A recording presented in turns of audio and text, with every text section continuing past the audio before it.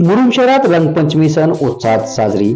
सकाळपासूनच रंगपंचमीचा सणाचा घेतला आनंद. मुरुम तारीख 19. होळीच्या 5 दिवसांनी येणारा सण म्हणजेच रंगपंचमी आणि या सणापासून शुभ कार्यास पुन्हा प्रारंभ होते. या सणाला देव ही पृथ्वीवर येऊन सण साजरी करतात असे आख्यायिका आहे. होळीला साऱ्या वाईट विचारांचा दहन करून पुन्हा एकदा रंगपंचमी या आनंदी सणात सर्व एकत्र येऊन रंगीबेरंगी रंगात रंगून सण मोठ्या उत्साहात साजरे करतात.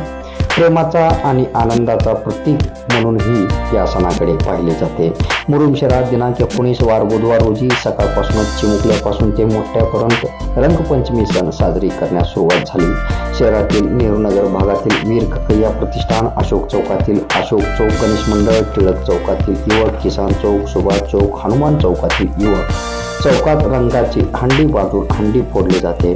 त्याचबरोबर हनुमान चौकातील हंडी फोडून हलगीच्या तालावर ठेका धरत शहरातील हंडी फोडण्यासाठी प्रारंभ होते. असंख्य युवक या सणात उत्साहाने सहभागी होतात आणि पारंपरिक सण रंगपंचमी मोठ्या उत्साहाने साजरा करतात. दिवसभर बाजारपेठात ही अघोषित संचारबंदी असते.